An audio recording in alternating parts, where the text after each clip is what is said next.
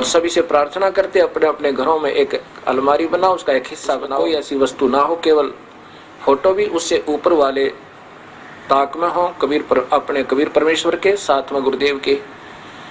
और सुबह शाम अवश्य अच्छा घी डाल के 100 ग्राम तक डालोगे, उतनी आपको आउटपुट ज्यादा होकर मिलती है। ये हवन, तीसरी यज्ञ हवन की और चौथी यज्ञ परिणाम।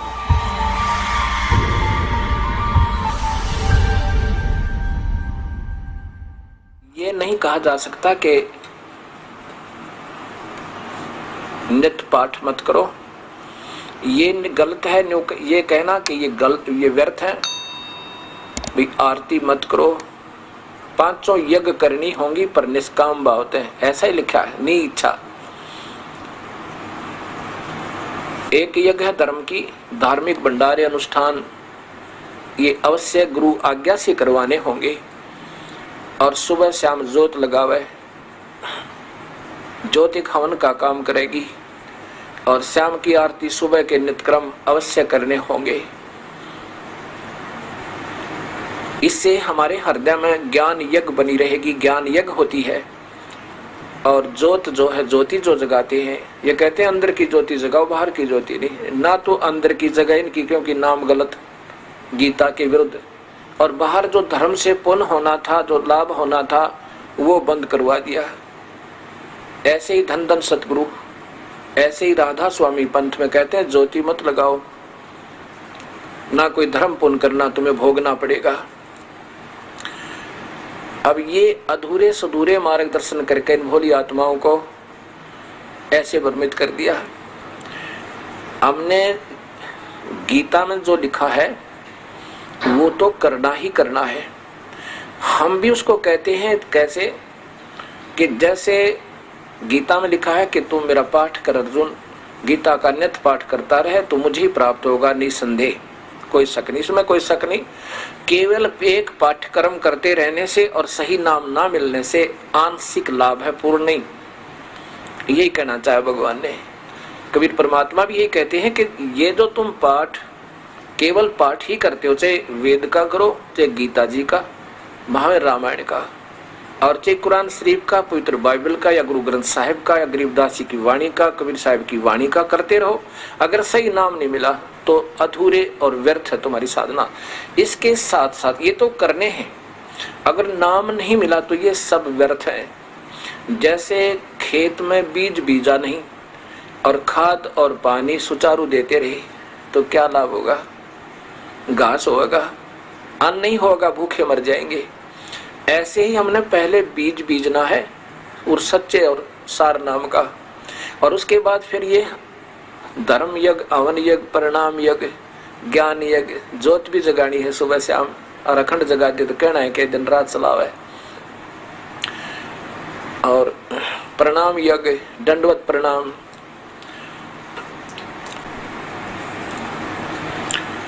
मूर्ति अवश्य रखनी अपने घर पे, मूर्ति की पूजा नहीं सत्कार करना है।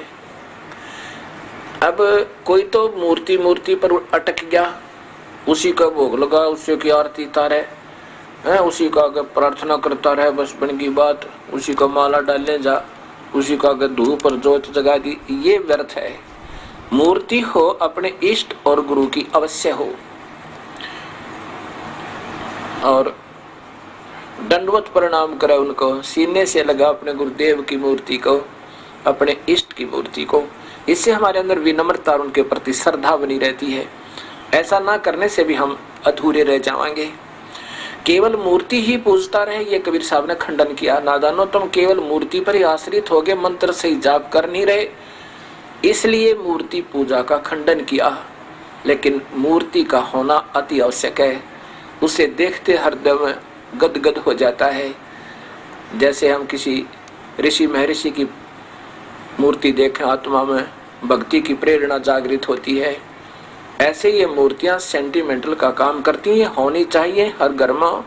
मंदिर में, घर मंदिर अपना एक कोने में मंदिर बना लो, एक अलमारी में, उसके एक ताक में, एक हिस्से में अपना मंदिर बनावे, मूर्ति रखा अपने गुरुदेव की, अपने इष्ट देव की, क्योंकि इष्ट देव की पूजा अवश्य होनी चाहिए।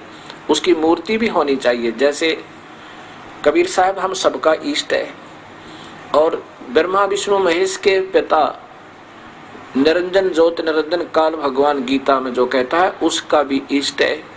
18वें अध्याय का 64वां श्लोक निष्पक्ष भाव से फिर दोबारा सॉल्यूशन करके देखो उसको। तो हम सबका इष्ट देव तो कबीर परमेश्वर है, उसी की मूर्ति, और साथ में वो गुरुदेव जो सच्चा नाम देता उनकी मूर्ति अवश्य घर में हो, और फिर ज्योत लगावे। धूप जरूरी नहीं है, धूप तो केवल धुआं धुआं करती है। हवन का काम घी न करना, और हवन अवश्य करना, ये भी यज्ञ। 5 यज्ञ करते हैं हम। एक यज्ञ है धर्म की, या इस आश्रम के अंदर हर महीने हजारों की संख्या में, कई हजारों की संख्या में भक्त आत्मा आते हैं, और यहाँ पर उनके भोजन की व्यवस्था फ्री मुफ्त होती है, कबीर परमात्मा की कर पाते हैं।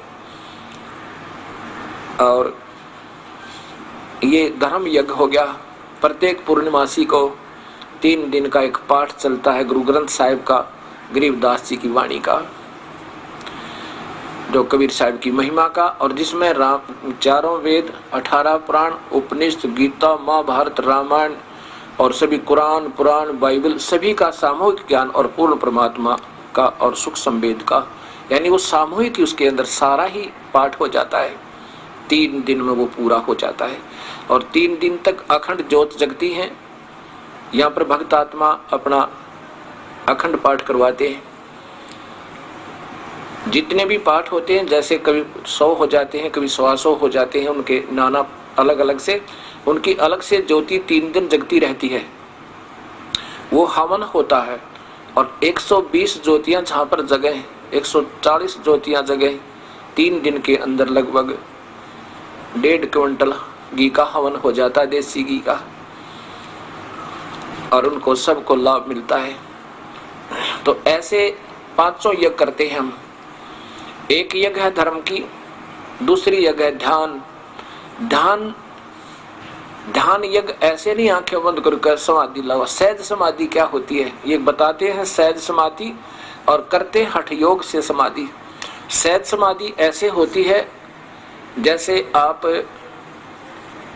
कहीं बाहर चले जाओ और जा चुके हो 1000 किलोमीटर, तब आपको याद आए कि मैंने 50,000 रुपये लोन लिया था और अलमारी में रख दिया तिजोरी में, और चलती दफा किराया जब निकालने लगा और अलमारी खुली छोड़ा, और फिर आप अपने जिस काम पर पहुंच चुके हो वहां से वापस जब तक नहीं आओगे, 1 दिन में, 2 दिन में, 4 दिन में, तब तक आपका ध्यान अलमारी से नहीं हट सकता है। परमात्मा, कहीं बच्चे बाहर चले जावें, कोई चोर ना घुस जावे, किसी बच्चे का हाथ लग जाए वो खराब ना कर दे, मुश्किल से गरीब आदमी ने लोन लिया है, कर्ज लिया है, आप वहां काम भी करते रहोगे, रिश्तेदारों से बात भी करते रहोगे, लेकिन आपका ध्यान वहां से हट नहीं सकता। पल पल में होगा, आँखों से पानी आने को हो जाएगा, दिल में कसक सी होगी, हे परमात्मा क्या होगा, हे दाता ठीक ठाक पावे।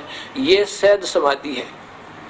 हम आपको इतना योग्य कर देंगे, उस परम पिता के गुणों से परिचित करवा देंगे। कबीर परमात्मा कहता है आपकी सहज समाधि हटे नहीं माते। ये ध्यान है, ये ध्यान यज्ञ है,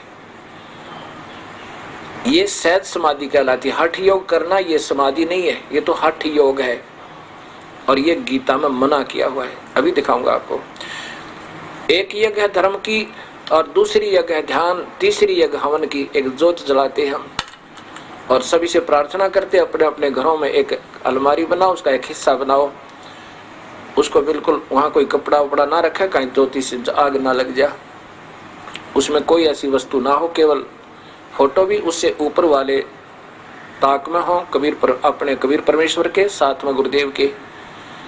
और सुबह शाम अवश्य अच्छा घी डाल के, 100 ग्राम तक कम नहीं डाला है, और ज्यादा डाल देता, जितना भी आप बीजोगे आप ही को देगा भगवान।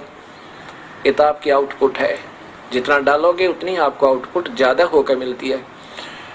ये हवन, तीसरी यज्ञ हवन की, और चौथी यज्ञ प्रणाम। गुरुदेव को दंडवत प्रणाम करे, और मूर्ति को सुबह उठते ही, मैं तो अपना भाव बताता हूँ, अपने गुरुदेव की, अपने इष्ट देव की मूर्ति जब दिखे अपने आप नतमस्तक सिर हो जाता है, डटया नहीं जाता और ऐसे दंडवत प्रणाम करता हूँ, ये पूजा नहीं होती। और यही हम, क्योंकि हम समझ नहीं पाते सतमार्ग को, तब तक हम एक को रिजेक्ट कर देते हैं, वो तो मूर्ति पूजा करते हैं, वो तो ऐसा करते हैं। पूजा क्या होती है? सत्कार कोई और चीज होता है, पूजा कोई और चीज होती है। पूजा जैसे पतिव्रता अपने पति की पूजा करती है, आदर सत्कार सबका करती है। और पतिव्रता पत्नी का पति विदेश चला जाए तो फोटो से वो कितना प्यार करती है, उसकी आस्था रह रहकर उमंग बढ़ती रहती है, उसके गुणों की याद आती रहती है। ऐसे ही हमने मूर्ति अवश्य रखना चाहिए, लेकिन पूजा नहीं, सत्कार करे, अवश्य करे। और पांचवी यज्ञ है ज्ञान की। ज्ञान क्या होता है? सुबह हम पौन घंटा लगता है लगभग, सुबह के नित्यनेम गरीबदास जी कबीर साहब की वाणी के आधार पर करते हैं। ये तो देखो प्रमाणित शास्त्र है, से गीता का पाठ कर लो और वहां में गुरु ग्रंथ साहिब का पाठ कर लो, और चाहे कुरान का करो, बाइबल का करो।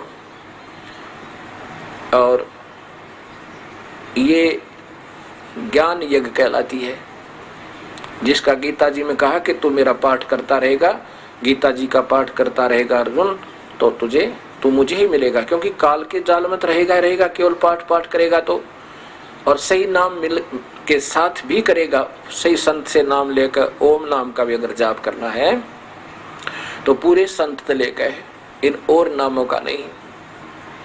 कबीर साहब कहते हैं कोटि नाम संसार में उनते मुक्ति ना हो, तो करोड़ नाम है उनते मुक्ति नहीं होगी। और सार शब्द मुक्ति का दाता जाकू जानना कोई।